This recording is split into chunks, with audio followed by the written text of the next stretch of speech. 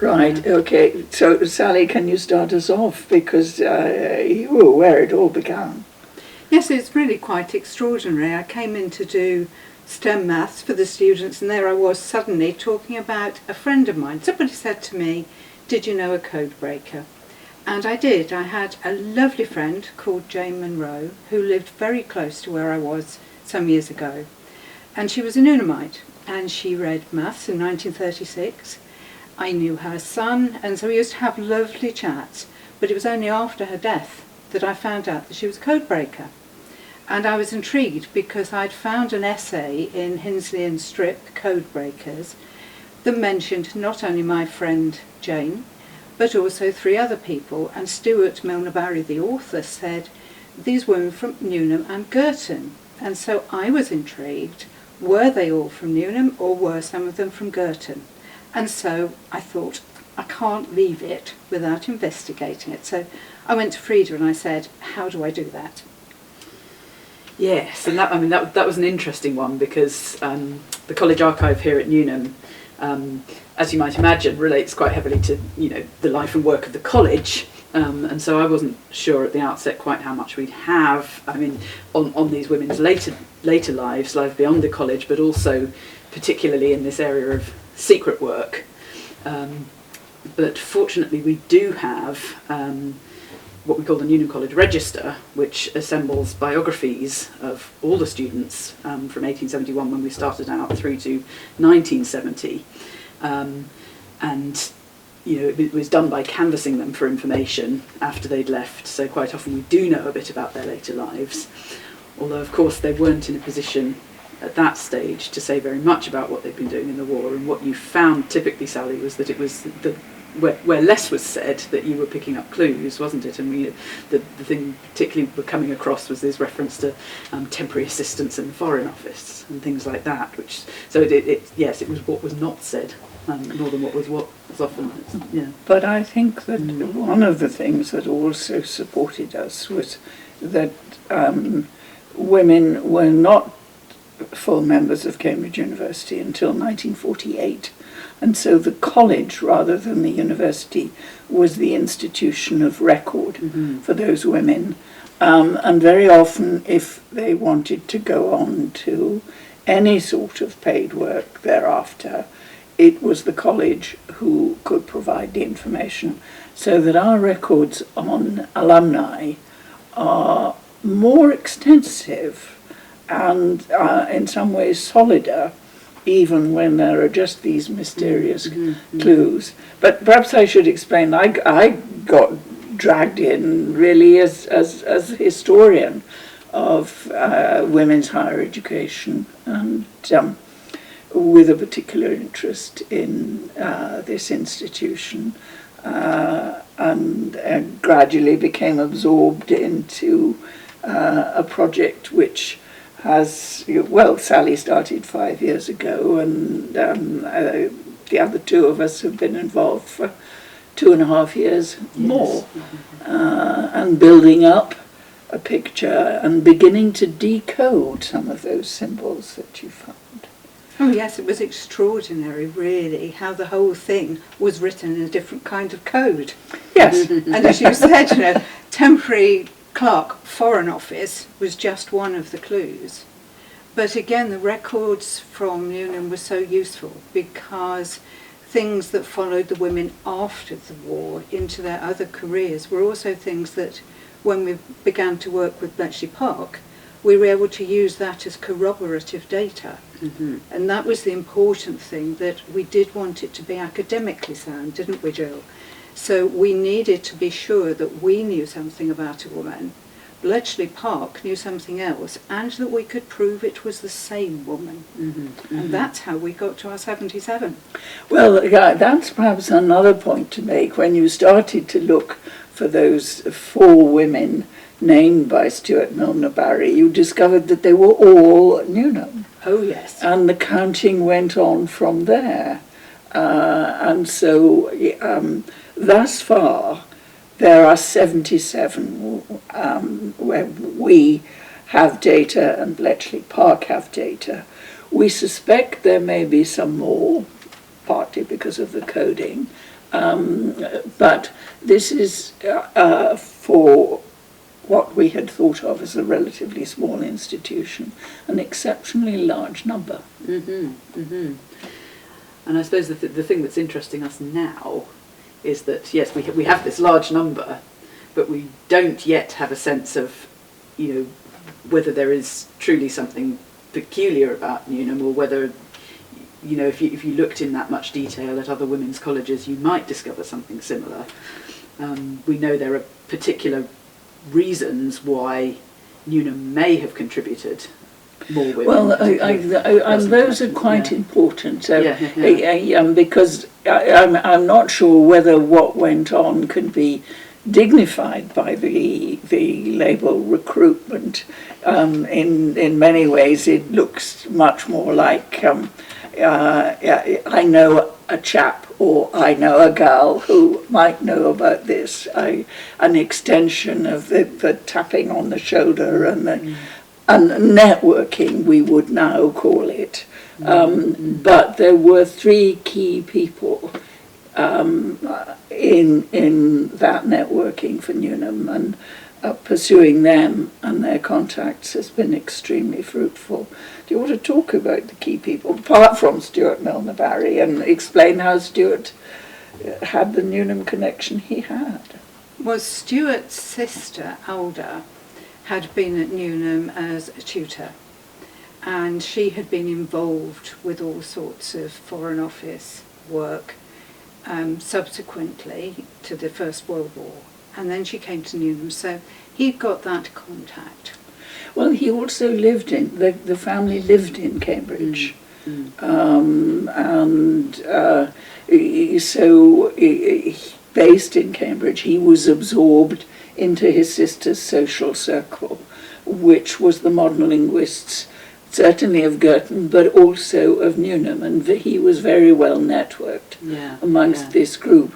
So that although Alda died in 1938, the contacts were already there. In place, yes. Yes, but they were reinforced in important ways, weren't they? And we know, don't we, that he came to Newnham specifically looking for people. We've got testimony to that effect. So. Yes. But the Strachey connection is operating in parallel alongside. The principal in the second half of the 1930s was Pernell Strachey. She was the sister of Oliver Strachey, who was number 2 in what was then GC and CS. Code-breaking organisation. Oliver's wife, Ray, who was a Newnham alumna, was also the person who put a huge amount of effort, led the campaign for the employment of professional women during the 1930s, and put her register of women available for work at the disposal of the government just on the before the outbreak of war. And that Strachey connection gave rise to one of the more interesting pieces of evidence we turned up, didn't it? Because I always start this way with, every archive has material that is not fully catalogued. It's always a Forthbridge job. And when we started looking into this, I came to some files from the Second World War period, which hadn't been fully listed.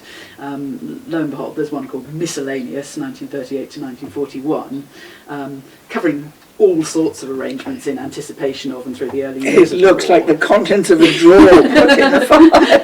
But yeah, blow me down. Within that, there's an exchange of letters between Commander Denniston and Principal Pernell Strachey, where he's saying, don't suppose you'd have 6 linguists in case of emergency. And she writes back and says, I think I could find you 6 linguists in case of emergency.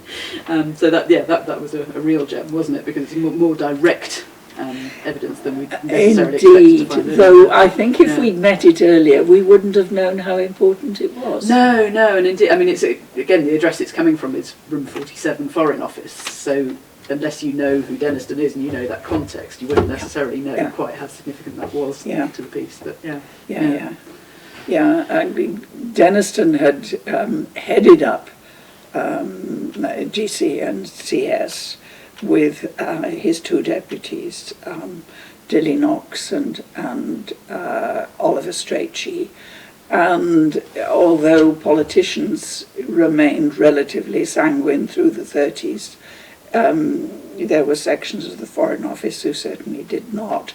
And the preparations for the next war began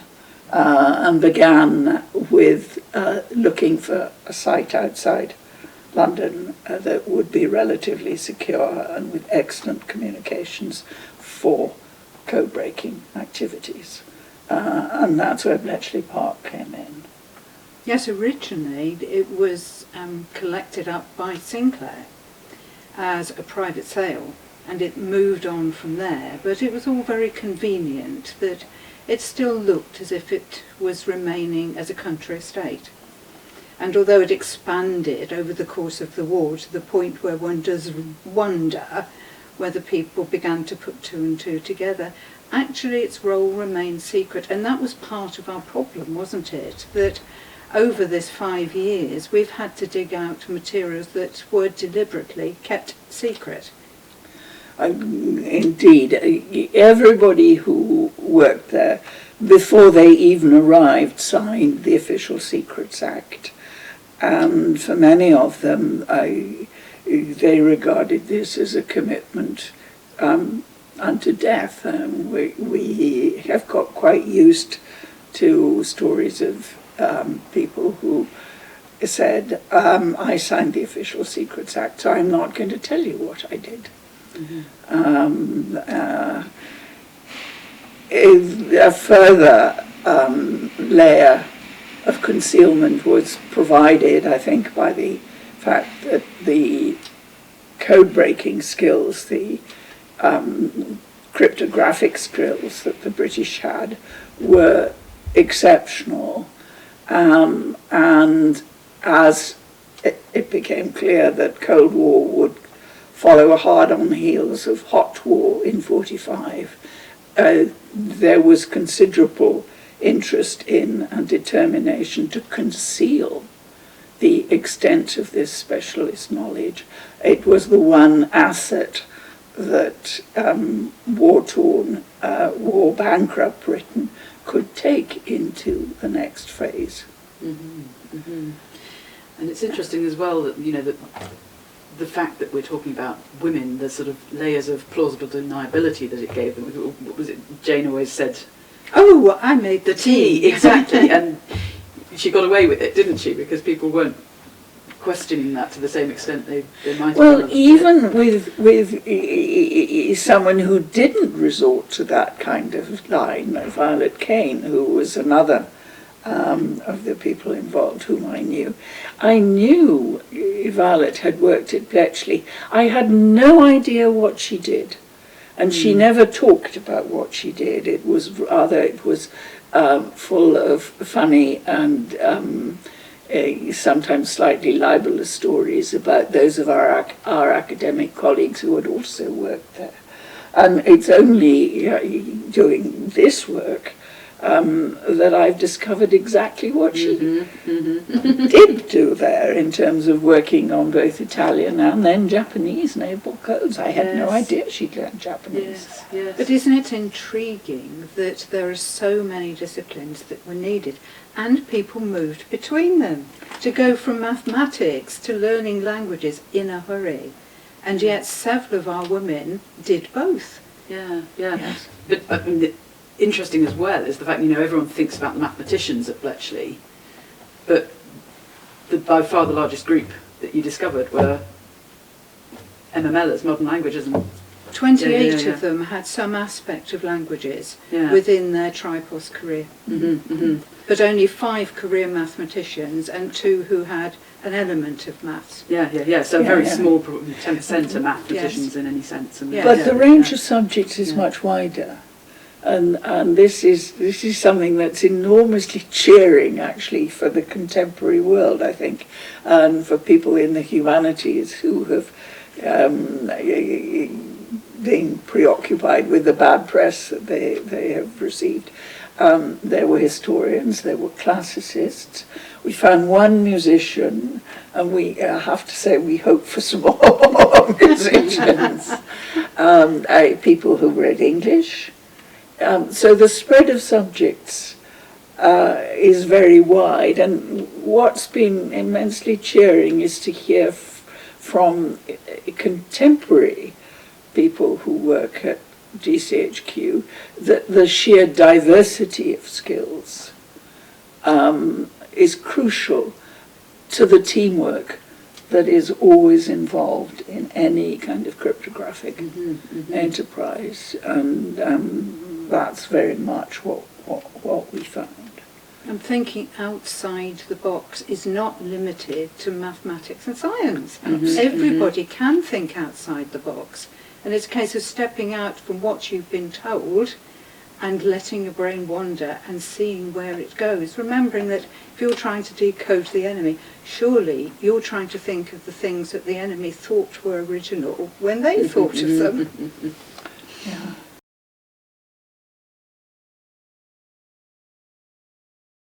People don't seem to realise that 3/4 of the workforce at Bletchley by the end of the war was female. And that was a workforce of nearly 9,000.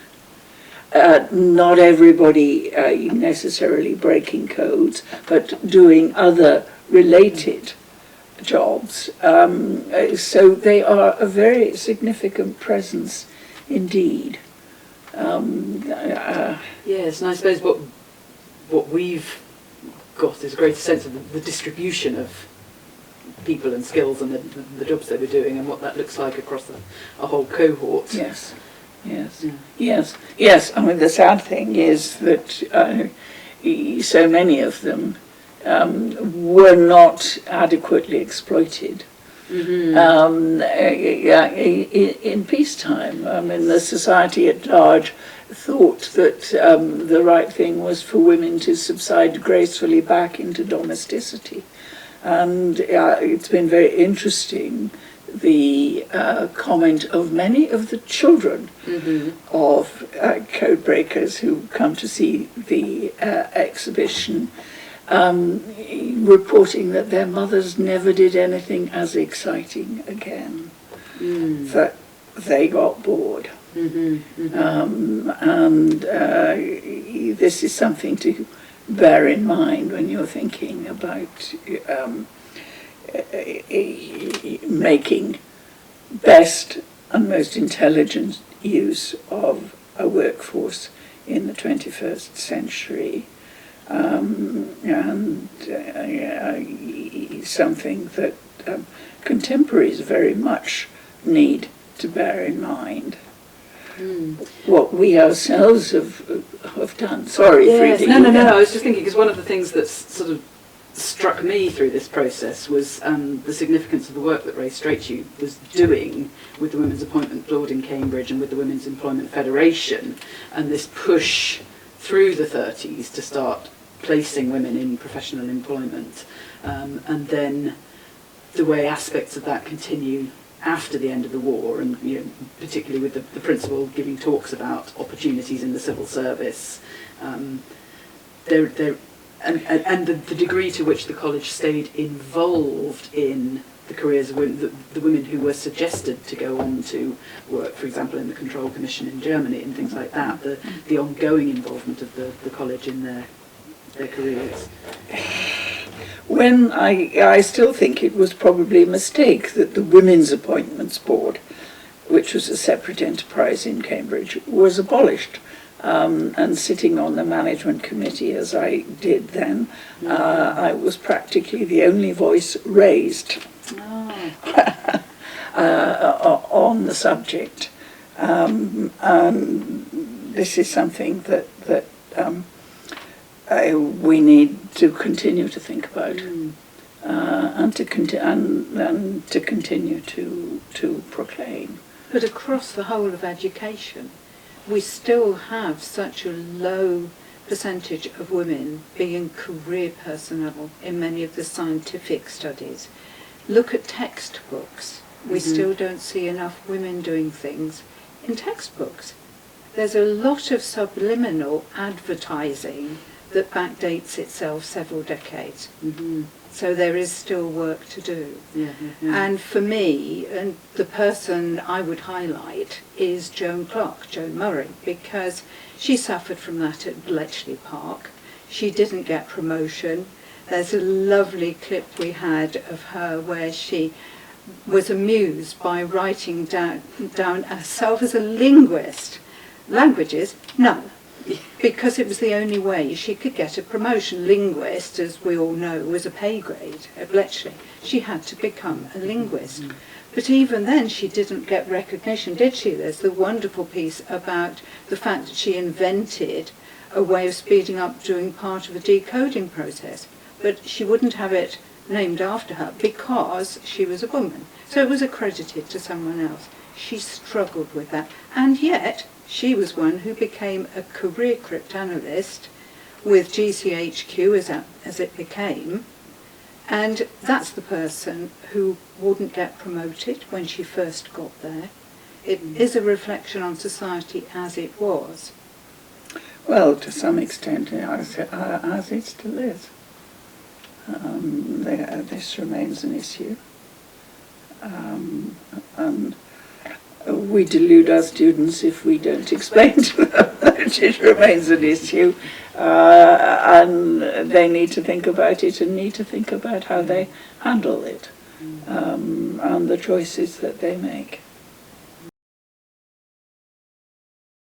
But it is an evolving project, isn't it? Well, indeed, and since we are very keen to know whether Newnham was quite peculiar with these 77, maybe more, or typical, or in any sense representative, or was the spread of subject the same with some of the other women who were recruited. So our own next steps are to bring together people now beginning to work on recruitment from other women's colleges, and to try to look more broadly at other kinds of women's work in the Second World War and see what kinds of generalizations we might offer and what the broader picture is. So we're hoping to have a conference on this subject in a year's time.